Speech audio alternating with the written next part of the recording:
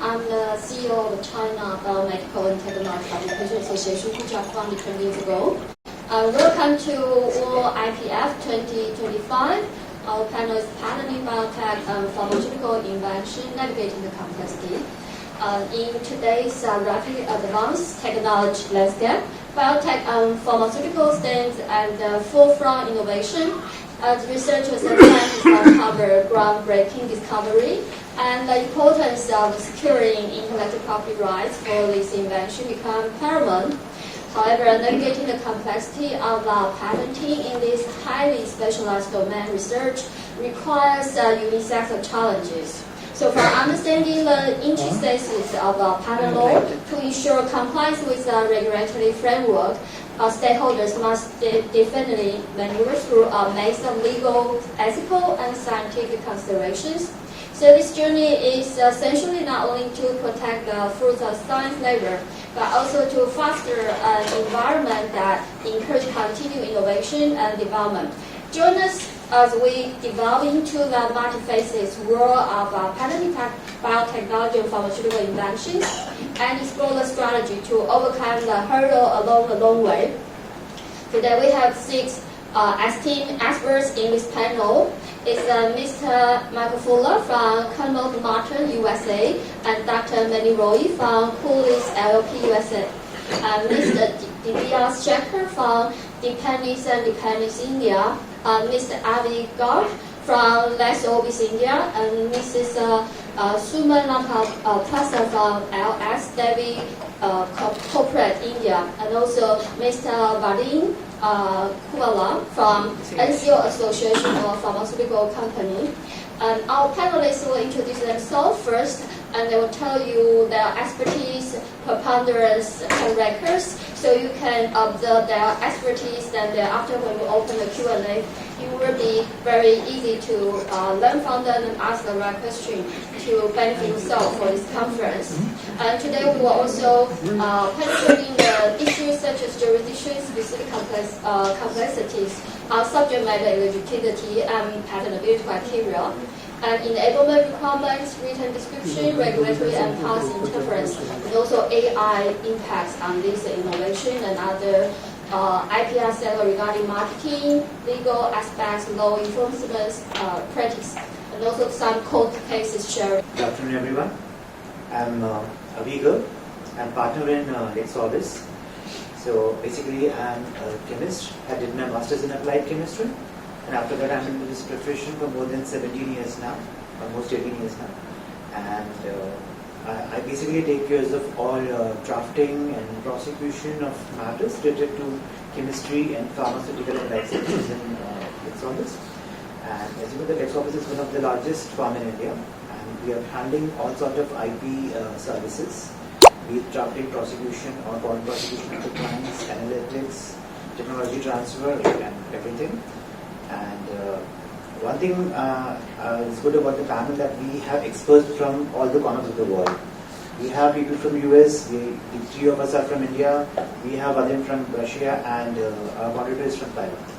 So I'm really looking forward for this interactive session, and I hope you all will enjoy. And we look forward to have more interactive sessions. So whenever you guys have any questions, please raise, and we will be very happy to answer all your queries. After we have learned the expertise of our esteemed panelists, now we will start today's discussion on patenting biotechnology and pharmaceuticals.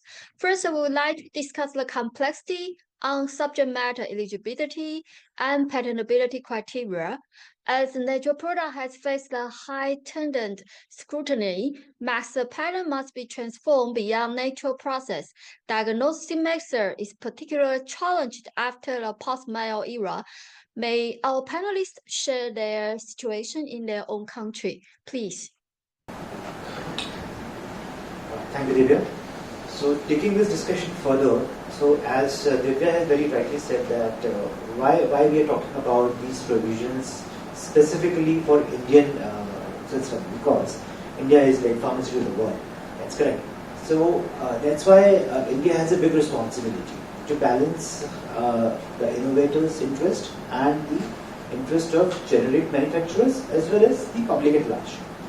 So that's why India has this very mysterious provision, Section 3D, which I believe everyone of you might be aware of.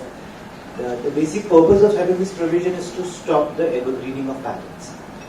Right? Because this is something which we have learned from the West, that the innovators, they have this tendency of evergreening their pharmaceutical patents. Once they file for the base compound, then they go for the polymorph, then they go for the crystalline form.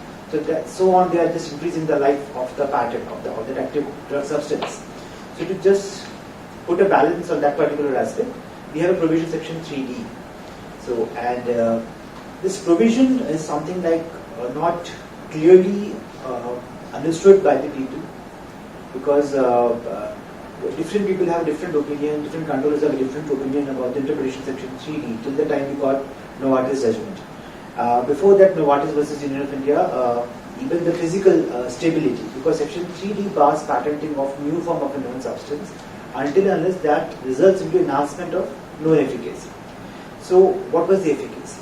So before Novartis clarification, people were using the physical parameters as the criteria to overcome Section 3D.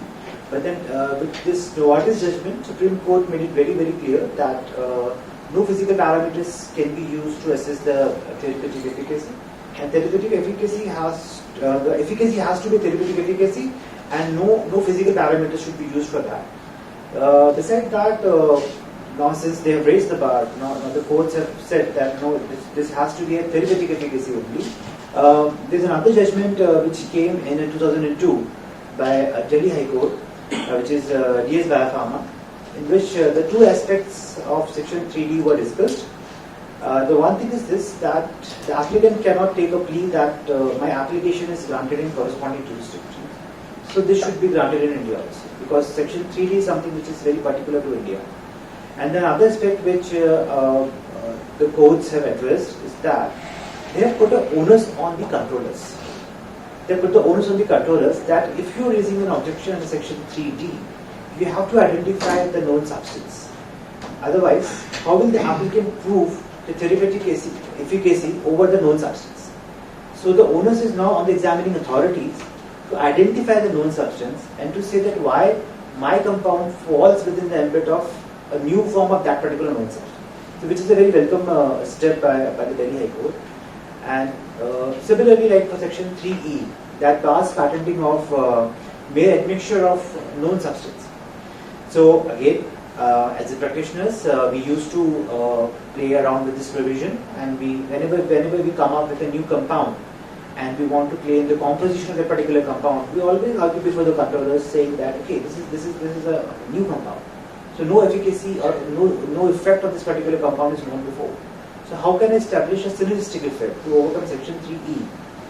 So for that particular thing, again, Madras High Court has come up with another judgment, which is Mei-Hsin versus the Controller of Patents, in which they have clarified that even for the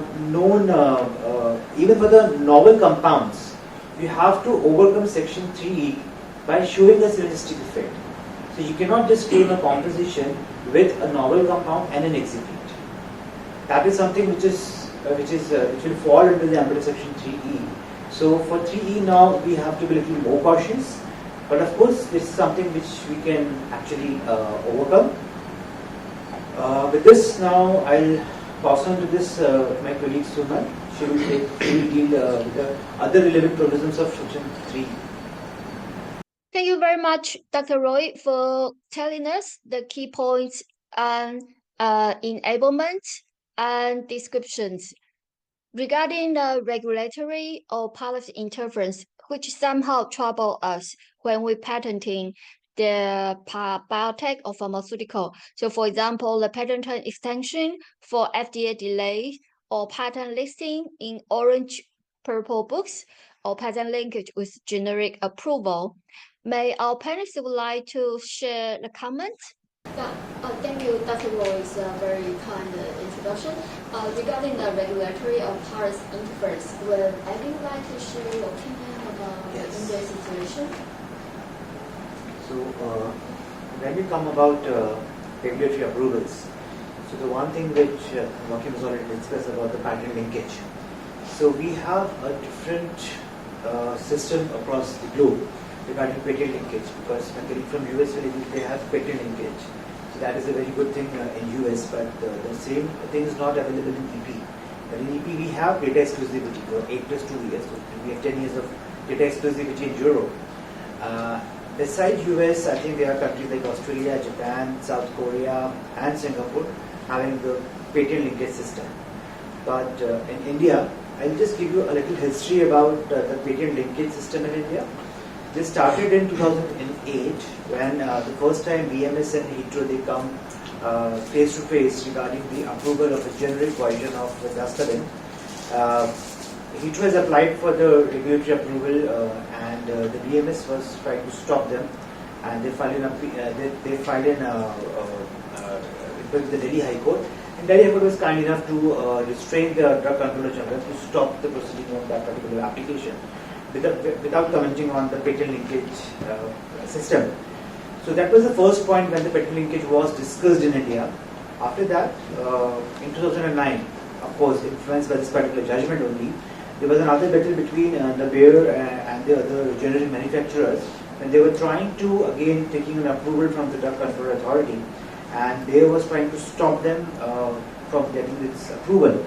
So it was first refused by the single judge in Delhi High Court, then they went to the division bench, division bench again passed an order against Bayer, and then finally they filed SLP, the special leave petition, before the Supreme Court. And then Supreme Court also said that, okay, we are not going to stop this because in India there is no provision for patent linkage. Under which provision we can stop the Drug Controller General, not give any approval to the generic manufacturers. So now this particular thing I have, I think my panelists will also agree with me that this is a double-sided sword, because it is good for innovators, but it is bad for generic manufacturers. So as we were discussing earlier, like what Divya has said and what Suman has said, that in a country like India, we need to have a balance between the innovators' right as well as the generic rights. So the main issues which I can foresee with the patent linkage, I'll discuss both. What are the problems with the patent linkage and what are the advantages of having a patent linkage with the Indian perspective. The main problem which I can see is this, that then we are giving us additional responsibility to the Drug Controller General to assume or not to assume the validity of the patent, because they are not the right authority to actually examine whether the patent is valid or not. Just because a person having a patent, he cannot stop himself from giving approval to the generic manufacturers, and this will of course burden them up with their work, which otherwise they are already burdened up. So this is one of the biggest drawback which I can see, because we are casting an additional responsibility on a government authority which is otherwise not capable of doing that. And the other thing which I think Dr. Roy and Mike will agree with me, that the system which US follows, which actually stops lots of frivolous litigation. This is one of the advantages I see with the patent linkage, because if you have a patent linkage, then the approval thing and the infringement scenarios will be little less.